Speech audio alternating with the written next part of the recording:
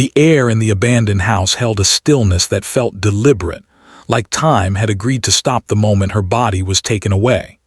The yellowing tape across the doorway was loose now, its adhesive surrendering to dust and winter damp. A faint trace of her perfume, or what I remembered as hers, hovered somewhere beneath layered mildew. In the corridor, light slanted through the cracked window, catching dust in columns like ash over water. The scene had waited for me, patient, unchanged, refusing to move forward. This was where Aria Lockwood, 23, violin student, lived her last quiet hour before vanishing. I stood at the threshold longer than needed. It wasn't hesitation. It was calculation, ritual, forced stillness before touching the past again.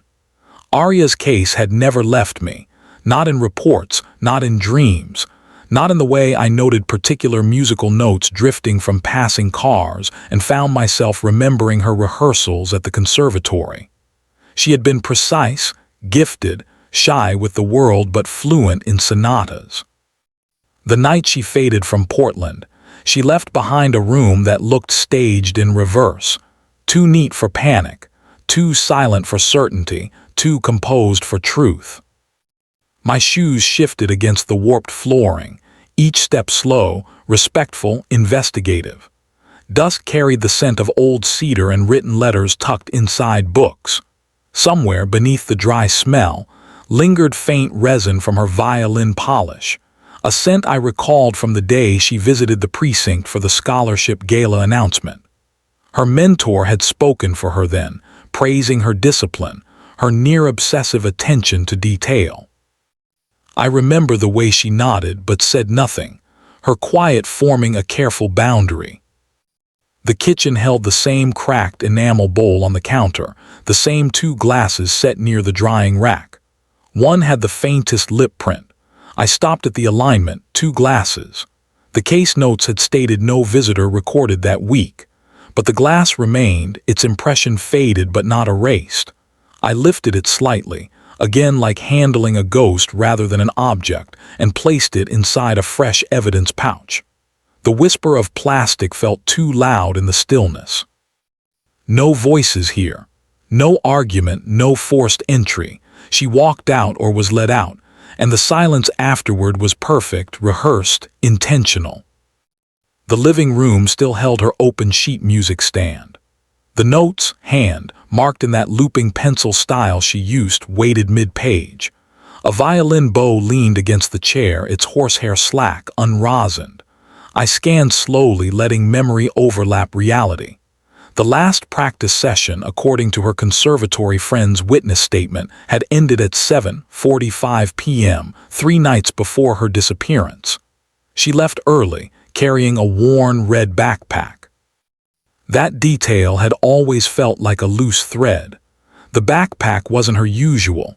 She preferred a leather case too structured for spontaneity. The red one belonged to someone else, borrowed, given, exchanged.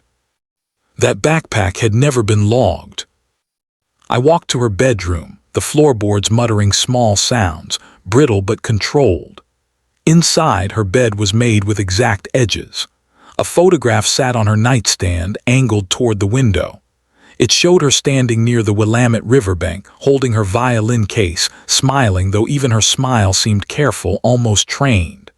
Beside her was a boy, older by 2, maybe 3 years, tall, thoughtful eyes, hand hovering behind her shoulder rather than touching.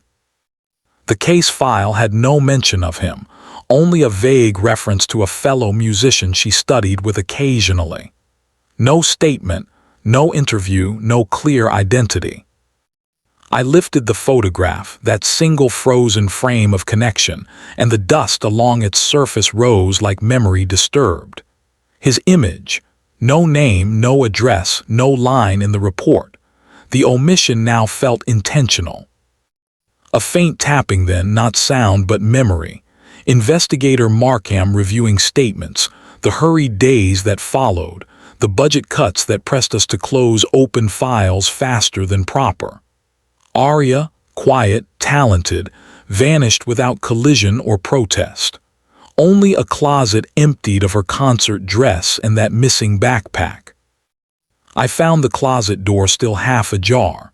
Inside, the wire hangers echoed. One remained crooked as though pulled in haste, metal bent, paint chipped.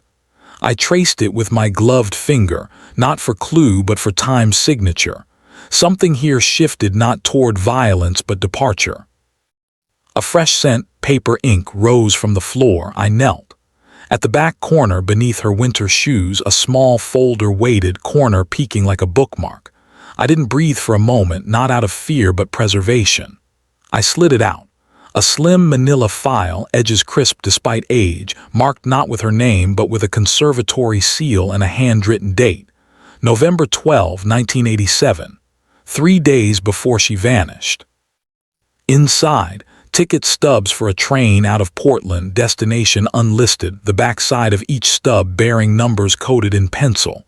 Beside them, a single music program from her last recital. But it wasn't the program that held weight.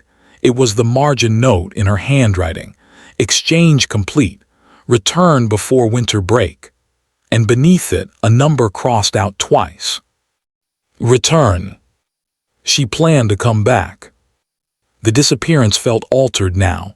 Not abduction, not pressure, movement. Why had the case been classified differently? Why had her recital partner never been contacted? I turned back to that photograph. His face, calm, observant, perhaps protective, now aligned with the empty glass in the kitchen, the second presence never logged, the second narrative never spoken. The house answered only in dust. Across the room, a desk drawer sat open slightly, edges splintered from humidity. I eased it further and found nothing but lined sheets of music paper. Yet between them, folded as though hidden from herself, lay a letter. No envelope. Just her writing, steady but urgent, practiced but uneven at the line breaks. These days feel rehearsed. Borrowed backpack returned soon. He will keep his promise. No name, no location. Only that phrase, keep his promise. I revisited the file. In the early witness notes, her instructor described Aria as diligent, unlikely to abandon her training. Yet another student, unnamed, had noted she seemed preoccupied with leaving before the new term. The letter, the backpack, the boy in the photograph, they formed alignment, not coincidence. Something exchanged, something agreed, something scheduled. Walking back toward the foyer, I let the house parameters settle into a sequence. 2 glasses, 1 missing pack, 1 hidden file, 1 unregistered companion. The last item I needed to check was sealed months after the disappearance, the attic storage. Access required effort, the pull cord resisted. Dust fell in a slow curtain. I climbed, careful, the scent shifting toward insulation and forgotten fabric. Up there the single trunk sat centered, not pushed, not piled, as if placed recently. The clasp lifted with surprising ease. Inside, her red backpack. Not empty. A composition notebook lay inside, along with her violin rosin tin, and a train pass stamped with a temporary date extension valid only for a return trip. She had not run, she planned transit. The notebook pages fluttered dry, ink steady. The first entry, do not worry if I am not seen, music will continue somewhere quieter. The last entry dated the day before she vanished. He meets me at dawn, no spotlight, no audience, just departure. I paused. The boy, her partner, perhaps more than that, knew. He escorted. He sheltered her exit. This was not disappearance. It was withdrawal from a world too sharp for her quiet discipline. Then the final object, hidden beneath the notebook, a photograph torn in half. It showed the same boy standing beside an older man, possibly mentor or relative, and at the back her handwriting. If asked, he will speak. If he speaks, the agreement ends. I returned everything to its position except the train pass. That, I sealed separately, airtight, hands steady though breath barely present. The attic door closed with soft resignation. Back in the vacant parlor, the shadows had lengthened. I stood where she once tuned her violin, imagining the unplayed final notes.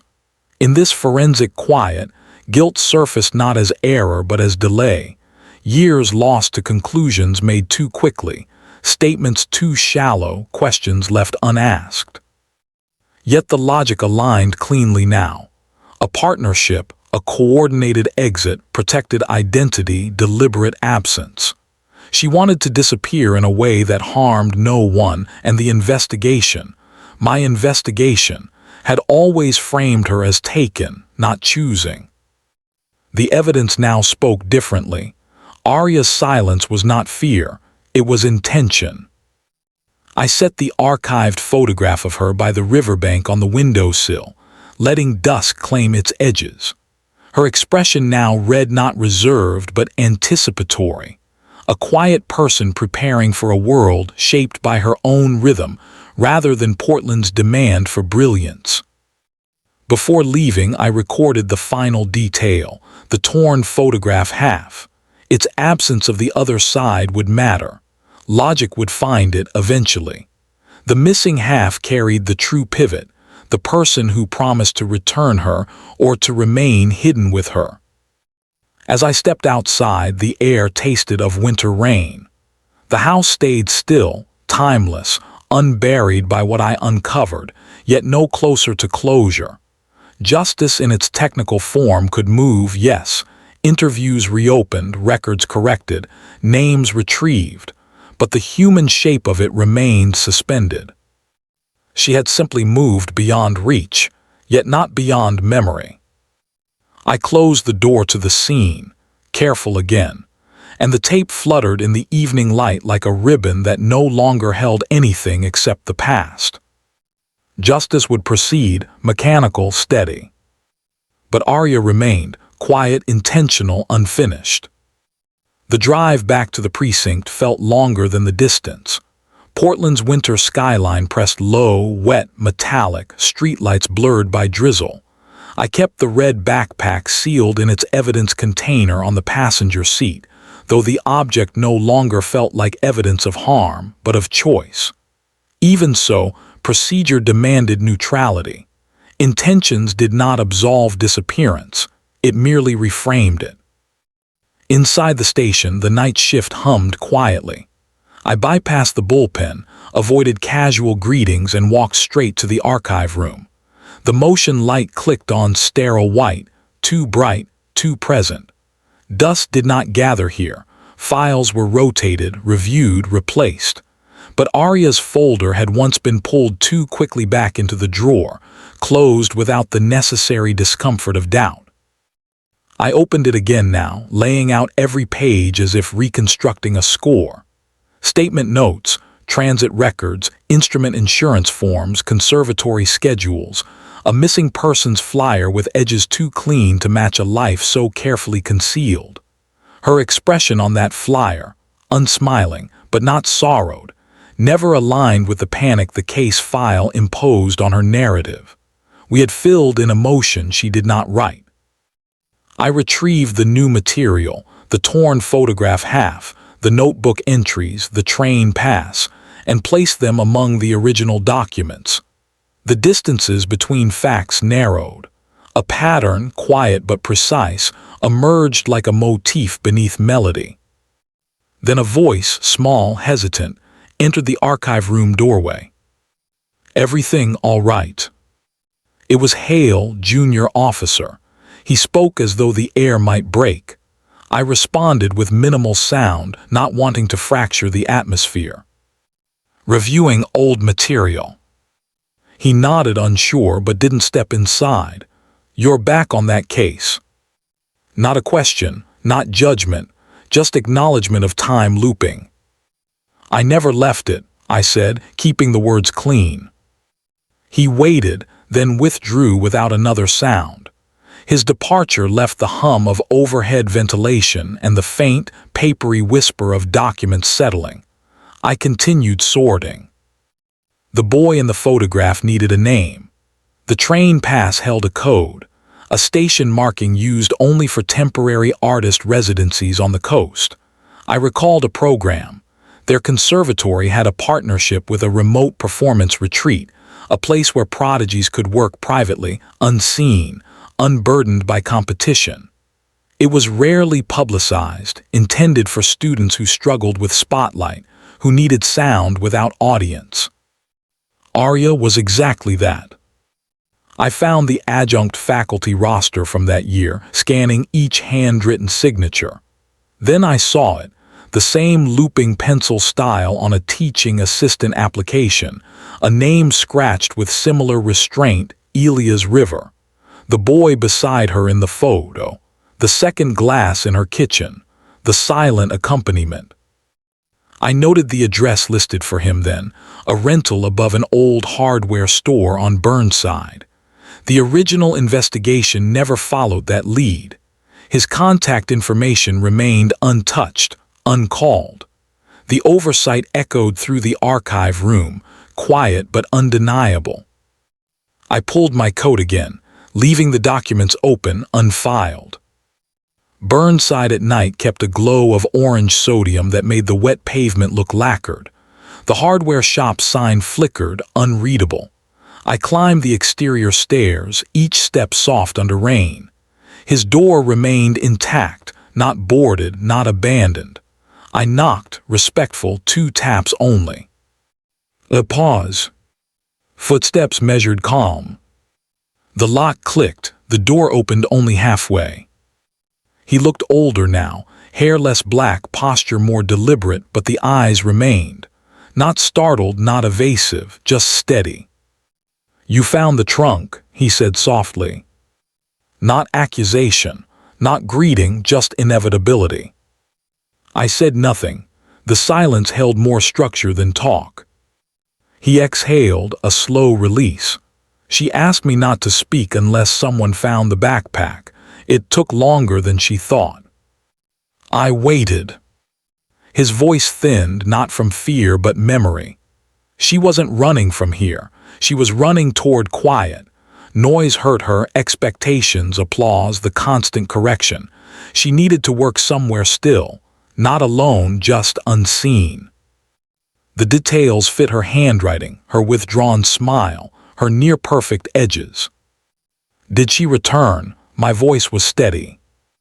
He looked past me through the stairwell into rain.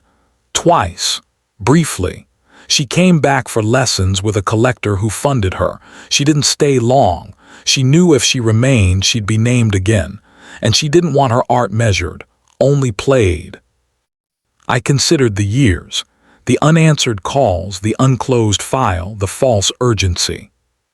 His hand shifted on the doorframe. I kept the other half of the photograph. She asked me to, so no one could force the story on her. She wanted to leave only what was gentle behind.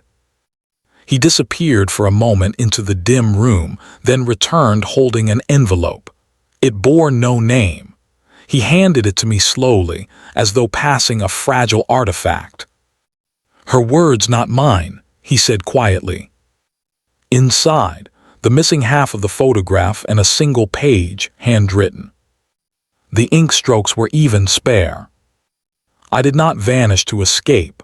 I left to breathe. If discovery finds me, let it find only music, not explanation. No date, no signature, no apology, just clarity. I felt the weight of the moment without theatrics. No sudden confession, no camera flash realization. Just truth, calm, unadorned. Elia stepped back, opening the door wider only by an inch. "She's alive," he said, not dramatically, simply factual.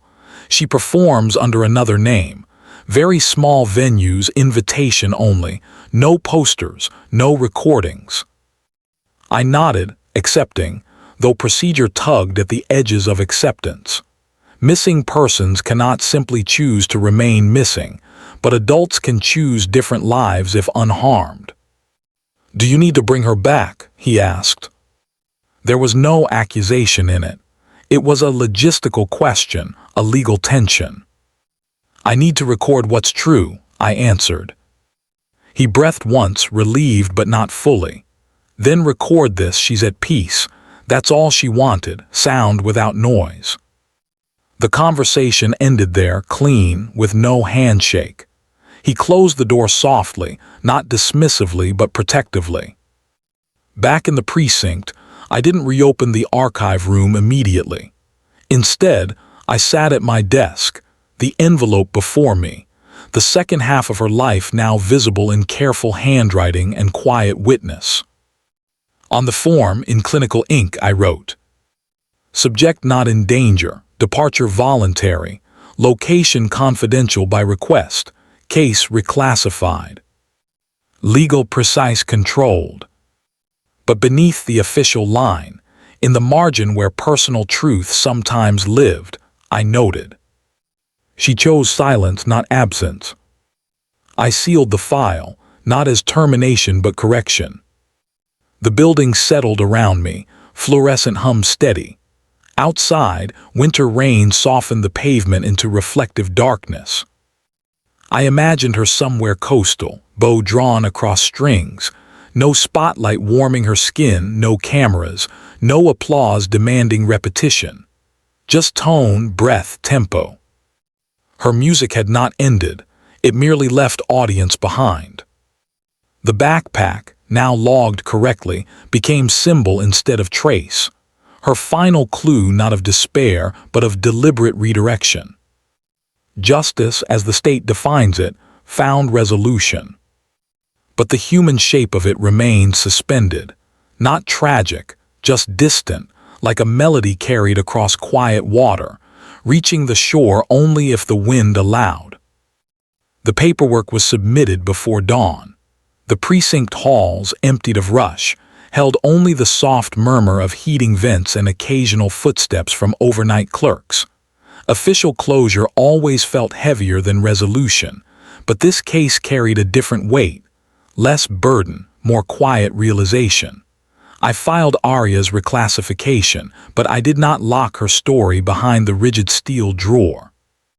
Instead, I sat with the final pieces of her departure before sealing them. The torn photograph restored, the notebook entries, the train pass that confirmed return rather than flight. The city outside moved slowly, street cleaners hissing along pavement, early commuters tucked in coats.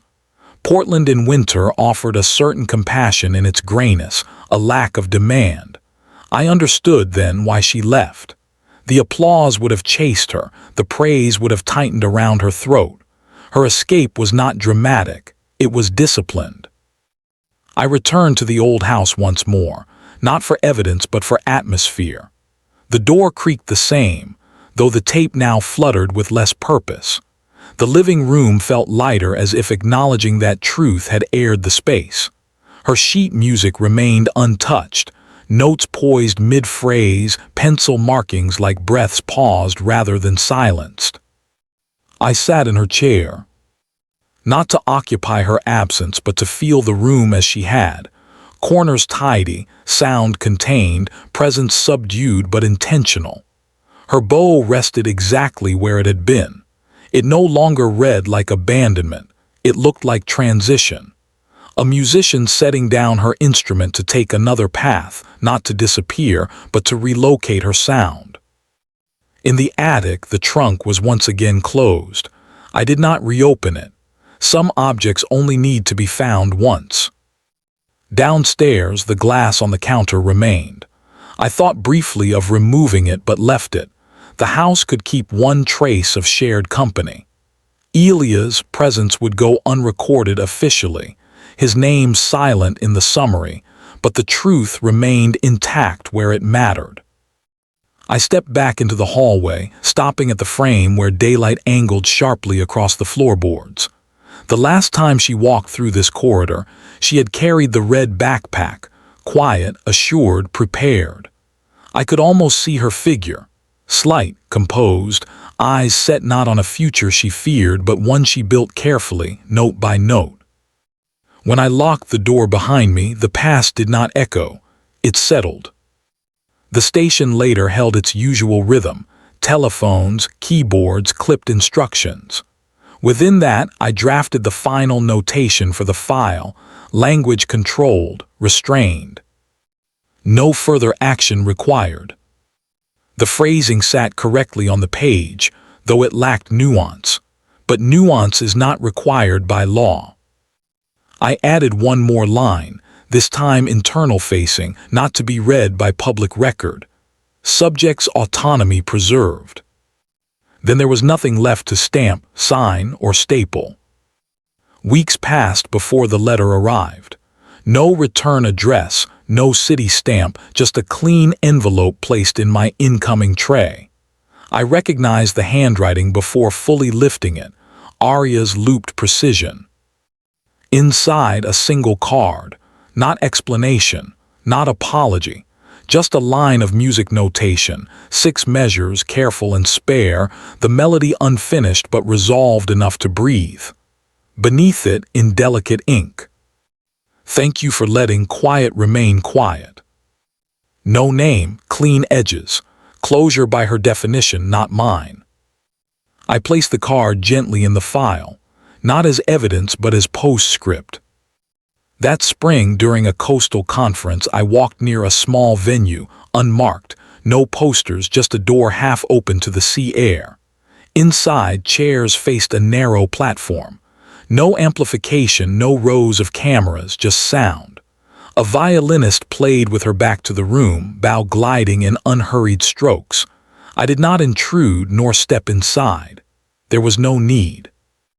I recognized her posture, the angle of her wrist, the precise breath before each shift of fingerboard. But I remained outside, listening only until the last note dissolved. Her performance did not seek witness. The world did not need to collect her anymore. She finished the piece. No applause followed. The silence afterward felt truer than praise. I turned back toward the shoreline, leaving her there, where music existed without claim. Some cases end in admission, others in accountability, a few in grief. Aria's ended in distance, not loss, not concealment, just chosen separation. The systems built to track, classify, and protect could not measure her absence correctly until now. She wasn't missing, she was misread. I occasionally revisit the file, not to reopen it but to remember its correction. The photograph restored, the backpack logged accurately, the train pass annotated with context rather than suspicion. Her story sits now among thousands of others, neither dramatic nor tragic, simply decisive. The last object I kept outside the file was her final notation card. It remains in my desk drawer, untouched except in memory. When the precinct grows loud, I think of that unfinished melody, 6 measures breathing across a quiet room. Justice in her case was not pursuit but permission. The law closed its loop, mechanical and complete, but the human fragment remains, not haunting, not unresolved, just present in a distant, respectful way. A life continued beyond sight, and that is enough. Nothing more required. Nothing more taken. Nothing more revealed than what she chose. And in that restraint, there is an ending that does not demand applause or witness, only understanding. The case returns to stillness. Her music moves elsewhere. The city forgets her name in reports, but not in quiet rooms. And somewhere, with sea wind pushing through an unmarked doorway, Aria Lockwood plays because she wants to, not because she must. No spotlight. No chase. Just sound, and the life she selected beyond the measure of the file.